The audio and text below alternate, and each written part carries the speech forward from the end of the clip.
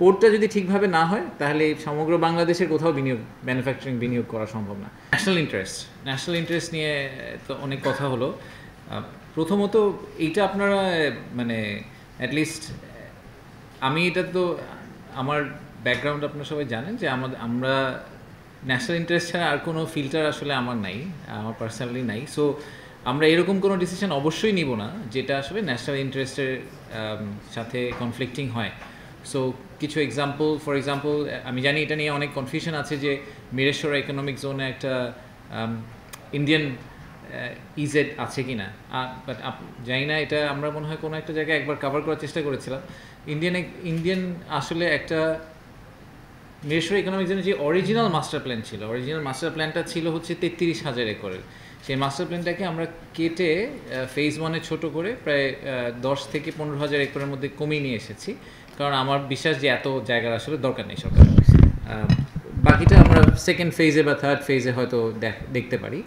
আর ভারতীয় অর্থনৈতিক অঞ্চলে যে কথাটা বলা হয় সেটা আসলে কাগজে কলমের একটা অর্থনৈতিক অঞ্চল। এটা অরিজিনাল মাস্টার প্ল্যানে ছিল, কিন্তু এটাকে কখনো আসলে কোনো ধরনের সিগনিফিক্যান্ট প্রোগ্রেস বা কোনো কাজ করা হয়নি। ওখানে যে এলাকাটাকে মাস্টার প্ল্যানে ইয়ারমার্ক করা আছে সেটা একটা বনাঞ্চল। সো মানে practically there is no progress বা সেট আপ। সো এটা নিয়ে অনেক মিসকনসেপশন আছে পাবলিক ডোমেইনে এবং জার্নালিস্টদের কাছে।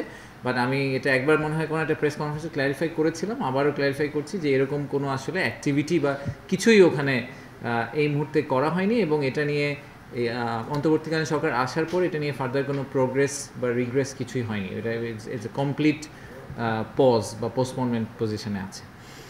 আর যেহেতু আবার ওই একই থিমে আসলে পোর্টের একটা কনভারসেশন আসলো, সো আমি জাস্ট জেনারেল টার্মটা বলি, সেটা হচ্ছে যে ন্যাশনাল সিকিউরিটি অ্যাবসোলুটলি নন কম্প্রোমাইজড একটা পজিশন, এটা নিয়ে আমরা কম্প্রোমাইজ অ্যাবসোলুটলি করতে চাই না। তারপরে আমার কাছে মাঝে মাঝে মনে হয় যে যেহেতু মানে কনফিডেন্সিয়ালিটির কারণে আমরা অনেক ক্লজ আপনাদের সাথে পাবলিক ডোমেইনে শেয়ার করতে পারি না, কারণ আমরা যেহেতু বাইল্যাটারাল কিছু নেগোসিয়েশনে আছি বিভিন্ন সরকারের সাথে। এগেন আমি এতটুকু বলতে পারি যে আমাদের প্রাইমারি অবজেক্টিভ হচ্ছে যে চিটাগং পোর্ট আসলে কিন্তু শুধু চিটাগংয়ের পোর্ট না, সমগ্র বাংলাদেশের পোর্ট। ইনফ্যাক্ট আমরা বলছি যে এন্টায়ার সাউথ এশিয়ার রিজনের একটা ইম্পর্টেন্ট পোর্ট, রাইট? যে সেভেন সিস্টার্সের কথা বলা হচ্ছে বা নেপাল ভুটানের কথা বলা হচ্ছে, সবার জন্যই এটা প্রাইমারি। তো তাই যদি হয়ে থাকে চিটাগং পোর্টের বা চিটাগংয়ে যেই কয়টা পোর্ট হবে সবগুলা পোর্টকে ওয়ার্ল্ড ক্লাস কোয়ালিটি এবং মোস্ট এফিশিয়েন্ট পোর্ট হিসাবে অপারেট করতে হবে, ওয়াইল এনশিওরিং যে আমাদের কোনো জব লস না হয় এবং ওয়াইল এনশিওরিং যে আমাদের ন্যাশনাল ইন্টারেস্ট কমপ্লিটলি সার্ভ হয় এবং আমাদের ন্যাশনাল সিকিউরিটিতে কোনো ইম্প্যাক্ট না হয়। তো এই থিমের উপর বেস করে আমরা যাবতীয় আসলে কথাবার্তা বিভিন্ন দেশ এবং বিভিন্ন কোম্পানির সাথে করছি।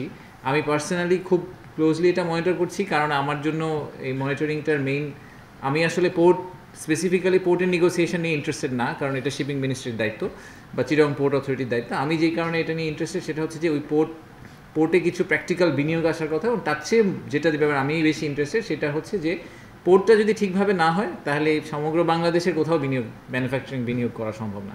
সবার একই কমপ্লেন যে বাংলাদেশের প্রোডাক্ট ডোর টু ডোর যেতে ফ্যাক্টরি আউটডোর থেকে আমাদের যে আউটলেট, সেই ইউরোপের আউটলেট বলেন আমেরিকান আউটলেট, যেই সময় লাগে ভিয়েতনামে এর 3 ভাগের 1 ভাগ সময় লাগে। সো এই গ্যাপ আমরা রিডিউস করতে না পারলে হবে না। তো পোর্টটাকে আপনারা শুধু যদি পোর্টটাকে ইটসেলফ না দেখে ওটাকে অ্যাকচুয়ালি এন্টায়ার বাংলাদেশের আউটলেট হিসেবে একটু কাইন্ডলি চিন্তা করবেন, ওই পয়েন্ট অফ ভিউ থেকে যদি একটু দেখার চেষ্টা করেন তাহলে আমাদের জন্য ভালো হয়। এবং আমি অ্যাটলিস্ট আপনাদেরকে আপনারা আমার ব্যাকগ্রাউন্ড যেহেতু জানেন, আমি আবারও বলছি যে ন্যাশনাল ইন্টারেস্টের উপরে there is no other interest, so we will make sure that never is compromised.